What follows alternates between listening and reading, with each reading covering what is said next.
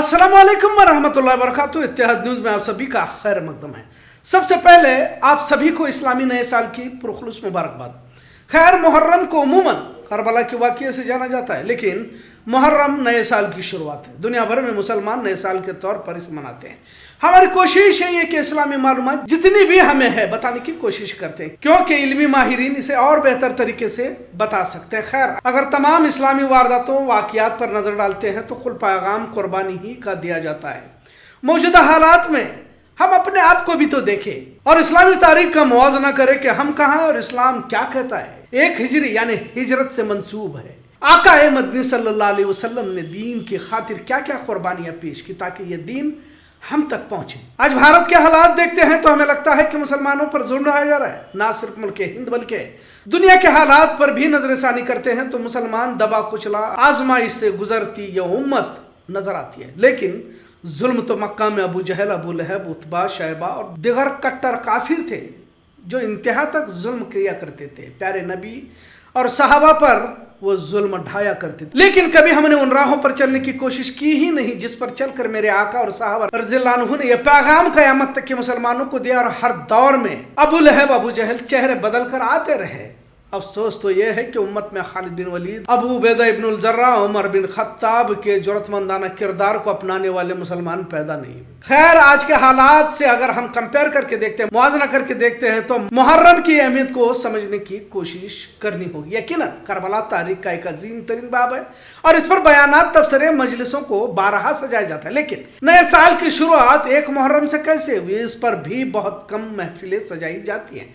हिजरत एक पैगाम है कि आपके सामने दुश्मन इस्लाम के खिलाफ मुत्तहिद होकर जुल्म सितम के पहाड़ भी अगर वो तोड़ेगा तो जरूरत पड़ने पर अपनी महबूब तरीन चीजें, महबूब तरीन शहर को भी अल्लाह के राह में छोड़ना पड़े तो छोड़कर इस्लाम की सरबुलंदी के खातिर घरों से निकल पड़ना होगा। हर दौर में दुश्मन इस्लाम ने लालच से इस्लामी तहरीक को रोकने की कोशिश की। आका मदनी सल्लल्लाहु अलैहि वसल्लम को भी कहा गया कि आपको क्या चाहिए बताए, देने के लिए राजी हैं, पर बूतों को भला बुरा तो ना कहे, मुशरिकीन के खुदाओं को बातिल भी ना कहे और एक अल्लाह की वैदानियत से रुक जाए। इस पर मेरे नबी ने जो तारीखी अल्फाज इस्तेमाल किए कि एक हाथ में अगर चांद को रख दिया जाए, दूसरे हाथ में सूरज को भी रख दिया जाए तो मैं अपने दावत हक से बाज नहीं आऊंगा। लिहाजा आजमाइश के पहाड़ तोड़े जाने लगे।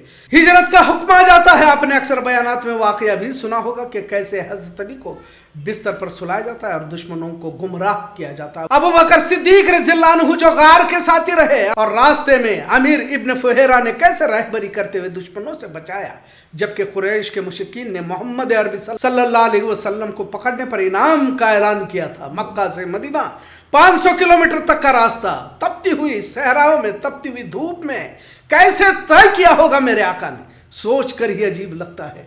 हमें कुछ लम्हों की धूप बर्दाश्त नहीं होती, जबकि हम दुनिया कमाने की खातिर तो इस 30-35 धूप में हम नकलो हरकत करते रहते हैं और 30-35 डिग्री की धूप में हम छांव ढूंढते रहते। लिहाजा 45-50 अरब की तपती हुई रेगिस्तान में कैसे हमारे आका ने रास्ता तय किया होगा। बहरहाल 8 दिन की मशक्कत के बाद कुबा पहुंचते हैं और मस्जिद कुबा की तामीर फरमाई जाती है। इसे पहली मस्जिद कहा जाता है। आज इस मौजू पर बोलना इसलिए जरूरी समझा क्योंकि कैसे इत्तेहाद का पैगाम अंसार और मुहाजिरीन ने दिया।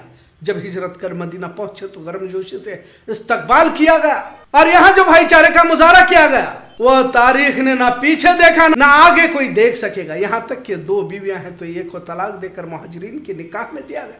2 बर्तन है तो एक अंसार को तो एक मुहाजिर को। क्या कोई दुनिया में इस तरह के भाईचारे की मिसाल बता सकता है कोई? बहरहाल आज उस इस्लामी इत्तेहाद भाईचारे को हमने तार तार करके रख दिया है। एक घर देना तो दूर की बात, एक ही घर 10 लोगों को बेचने वाले मुसलमान आज हमारे माशरे में देखे जाते हैं और कलमा उसी नबी का पढ़ते हैं जिन्होंने हमें इस्लामी भाईचारे और कुर्बानी का सबक सिखाया। आज इस्लामी नए साल के मौके पर ये तमाम चीज़ें याद दिलाना इसलिए भी ज़रूरी हो जाता है जब एक दूसरे मुसलमान की खातिर कुर्बानियाँ पेश की जाती है तो दुनिया की सुपर पावर भी इनके कदमों में आकर झुक जाती है। आज मुनाफिकों का सैलाब देखने को मिलता है। ابھی ایران اسرائیل جنگ میں بھی اس بات کو دیکھا گیا کہ جس عرب کی سرزمین پر میرے پاک نبی کا پاک خون کا قطرہ اس امت کی خاطر گرا، آج وہی عرب ٹرمپ کے سامنے مسلم خواتینوں کو نچوانے لگے۔ نام کے مسلم ممالک دشمنان اسلام کے سامنے اپنے ضمیر، اپنے ایمان کا سودا کر رہے ہیں، جن کی خاطر ہمارے آقا نے کیا کیا قربانیاں پیش کی، اور ہم بھارت کے مسلمان بھی عیش و عشرت کی زندگی گزارنے میں لگے ہوئے ہیں۔ یہاں بھی ابو جہل، ابو لہب ہیں جو روزانہ مسلمانوں کے خلاف سازشیں کرتے رہتے ہیں، لیکن ان کے ساتھ دو ہاتھ کرنے والے اصل عاشق رسول کہیں نظر نہیں آتے۔ جہاں ہجرت کے ساتھ اسلامی بھائی چارے کا پیغام قیامت تک کی امت کو میرے نبی نے دیا تھا، آج وہی امت ایک دوسرے کو کافر کہہ کر دشمنوں کے قدموں میں اپنے ایمان کا سودا کر رہی ہے اور اتحاد کو تار تار کر چکی ہے۔ بہرحال نبی کریم صلی اللہ علیہ وسلم ہجرت فرما کر مدینہ پہنچے، پھر آرام سے نہیں بیٹھے، جنگ بدر پیش آئی۔ اس جنگ نے بھی یہی پیغام دیا کہ جب بھی اللہ کے راہوں میں جانوں کے نذرانے پیش کرنے کا وقت آتا ہے تو تمہارے پاس کیا ساز و سامان ہے اس کا جائزہ لینے کی ضرورت نہیں ہے، اللہ پر بھروسہ رکھ کر کود پڑو۔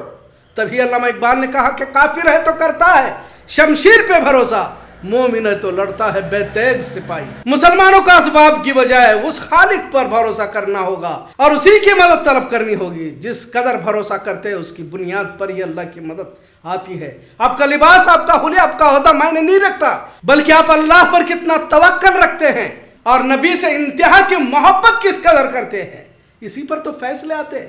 لہٰذا اسلامی ریاست قربانیوں کے بلبوتے پر قائم کی جاتی ہے۔ ہجرت کا یہ مختصر تبصرہ کہہ سکتے ہیں حضرت عمر فاروق رضی اللہ عنہ نے ہجرت کو اسلامی دور کے طور پر تسلیم کیا اور اسلامی نئے سال کو ہجری یعنی اسلامی کیلنڈر کا نیا سال بنایا، جسے قیامت تک کے مسلمان محرم کی پہلی تاریخ کے طور پر مناتے ہیں۔ آج کا موضوع کیسا لگا اس پر ضرور کمنٹ کریں۔ اتحاد نیوز دیکھنے کے لیے شکریہ۔ اللہ حافظ۔